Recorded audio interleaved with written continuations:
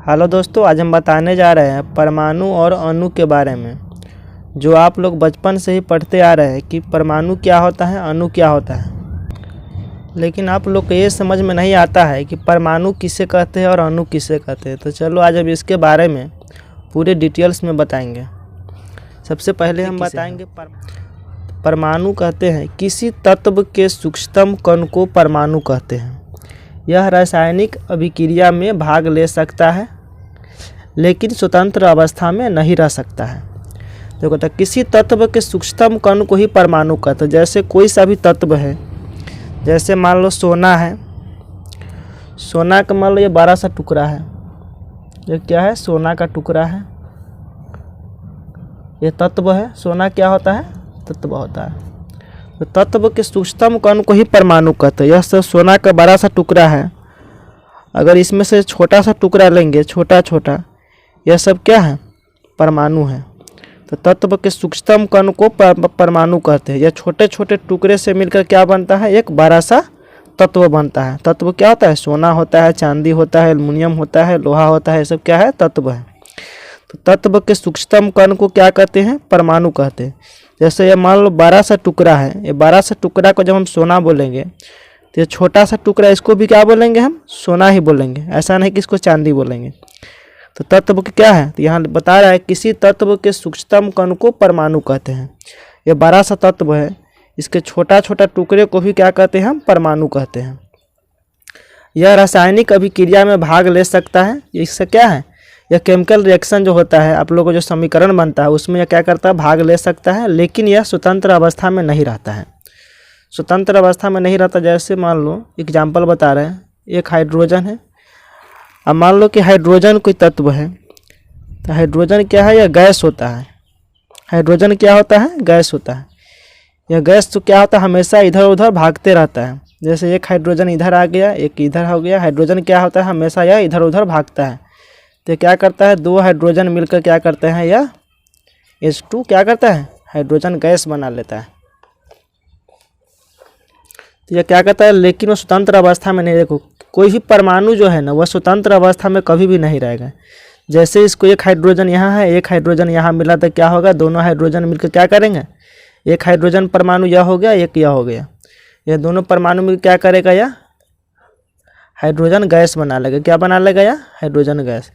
इसी कारण होता है कि लेकिन यह स्वतंत्र अवस्था में नहीं रहता है। यह दो हाइड्रोजन जब भी इसको मिलेगा तो क्या करेगा, H2 क्या करेगा, यह अणु बना लेगा। जैसे यहाँ पर यह ऑक्सीजन है और एक और ऑक्सीजन मिलेगा, तो यहाँ होता है लेकिन यह स्वतंत्र अवस्था में नहीं रहता है। जैसे दो ऑक्सीजन के दो परमाणु मिला, यह दोनों मिलकर क्या बना लेगा, O2 बना लेगा।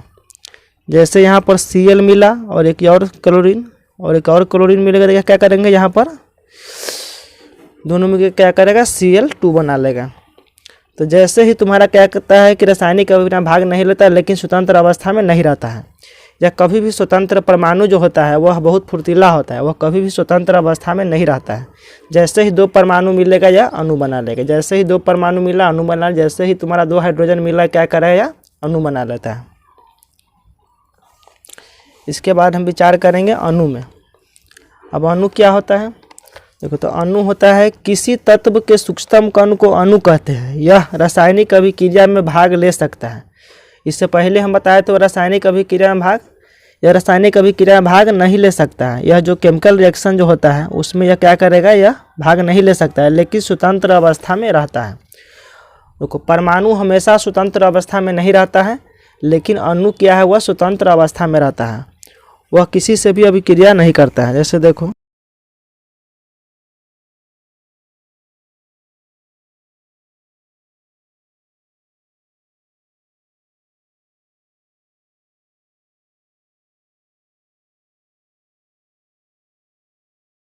क्या है, वह लेकिन वह स्वतंत्र अवस्था में रहता है। यह क्या है, स्वतंत्र अवस्था में रहेगा। यह कभी भी एक दूसरे से रिएक्शन नहीं करेगा। यह रासायनिक अभिक्रिया में भाग नहीं ले सकता है। यह किसी से भी रिएक्शन नहीं करेगा। आपको जो अणु जो होता है, वह अणु दो प्रकार के होता है। अणु दो प्रकार के होता है, एक तत्व का अणु होता है, दूसरा होता है यौगिक का अणु। एक तत्व के यौगिक, एक अणु के यौगिक। तो पहले हम विचार करेंगे कि अणु जो दो प्रकार के होते हैं, तो पहला जो होता है वो तत्व का अणु होता है। अब तत्व का अणु क्या होता है, यौगिक का अणु क्या होता है। तत्व का अणु होता है जब अणु दो समान प्रकार के परमाणु से मिलकर बनता है तो उसे तत्व का अणु कहते हैं। देखो, जब अणु दो समान प्रकार के परमाणु, देखो जब दो समान प्रकार के परमाणु से मिलकर बनता है तो उसे क्या कहते हैं, तत्व का अणु कहते हैं। जैसे इसमें देखो दो समान प्रकार के परमाणु हैं, ये भी एक हाइड्रोजन परमाणु है, ये भी हाइड्रोजन परमाणु, दोनों क्या है, समान है। तो जब अणु के दो समान प्रकार के परमाणु से मिलकर बनता है तो उसे क्या कहते हैं, तत्व के अणु कहते हैं। देखो जब समान प्रकार के परमाणु से मिलकर बनेगा तो उसे क्या करेंगे, तत्व के अणु। जैसे तो एक हाइड्रोजन अणु परमाणु और एक ये भी हाइड्रोजन परमाणु, दो हाइड्रोजन परमाणु मिलकर क्या बनता है, अणु बनता है। फिर यहाँ क्या है, एक ऑक्सीजन का परमाणु है, ये भी ऑक्सीजन का परमाणु है, दो समान परमाणु मिलकर क्या बनता है, अणु बनता है।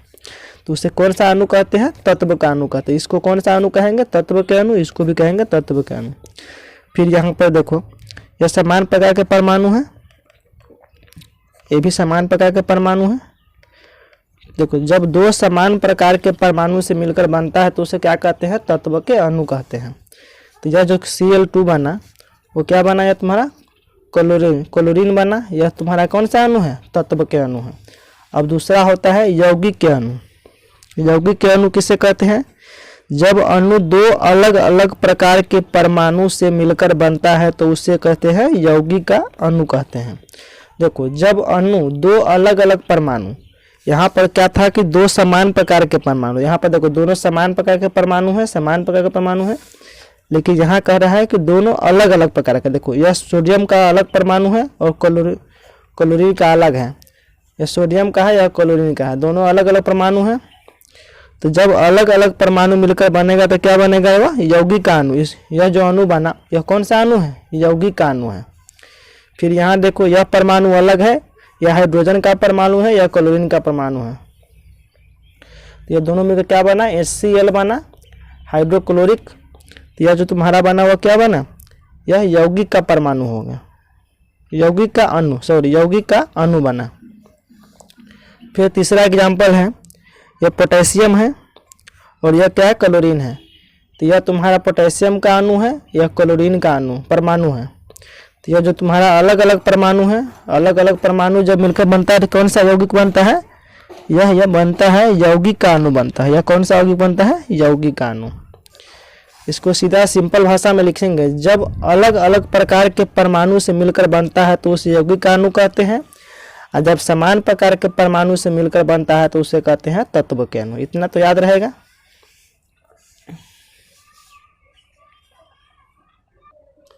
जैसे यहाँ और एक एग्जांपल दे रहा हूँ, जैसे यह दो हाइड्रोजन है, यह दो हाइड्रोजन का क्या है, यह परमाणु है। तो जब दो अलग अलग प्रकार के परमाणु हैं तो यह हाइड्रोजन का परमाणु है, यह क्या है, ऑक्सीजन का परमाणु है। यह किसका परमाणु है, ऑक्सीजन का। यह दोनों मिलकर क्या बनता है, जब जो अलग अलग प्रकार के परमाणु हो तो क्या बनता है, यौगिक का अणु।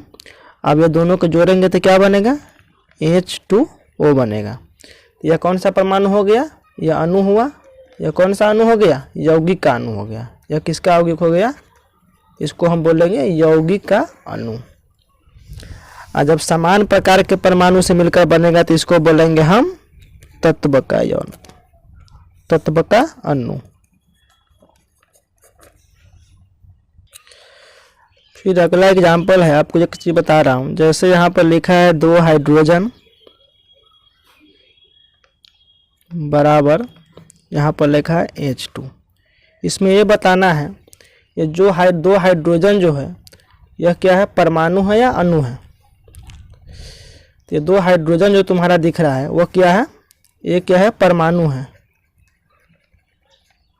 और H2 जो दिख रहा है यह क्या है, अणु है। क्योंकि यहाँ पर एक ही प्रकार क्या है, दो परमाणु हैं तो दो हाइड्रोजन है। इसको हम ऐसे भी लिख सकते हैं H+H क्या हो गया, दो हाइड्रोजन। देखो तो यह तुम्हारा जो है, देखो अब यहाँ बता रहे हैं 2H और H2 में क्या है। तो देखो यहाँ पर दो हाइड्रोजन क्या है, परमाणु है, लेकिन यहाँ पर H2 है तो यह क्या है, तुम्हारा दो हाइड्रोजन जो है वह क्या है, अणु है। यहाँ पर हम बता दे रहे हैं परमाणु के बाएं तरफ संख्या को 2 हाइड्रोजन परमाणु बोलेंगे। देखो अगर परमाणु के बाएं तरफ कोई संख्या दिया हो तो उसे क्या बोलेंगे, 2 हाइड्रोजन परमाणु बोलेंगे। लेकिन यही परमाणु के दाएं तरफ के संख्या को क्या बोलेंगे, 2 हाइड्रोजन अणु बोलेंगे। देखो परमाणु के दाएं तरफ अगर कोई संख्या हो तो उसको क्या बोलेंगे हम, 2 हाइड्रोजन अणु बोलेंगे। और इसको अगर बाएं तरफ अगर कोई संख्या हो तो उसको 2 हाइड्रोजन परमाणु बोलेंगे। हाय दोस्तों, मेरा वीडियो अच्छा लगे तो लाइक, सब्सक्राइब और अपने दोस्तों में शेयर करें और अपने दोस्तों को भी बताएं। और इस वीडियो को 7, 8, 9th क्लास के बच्चों तक पहुंचाएं।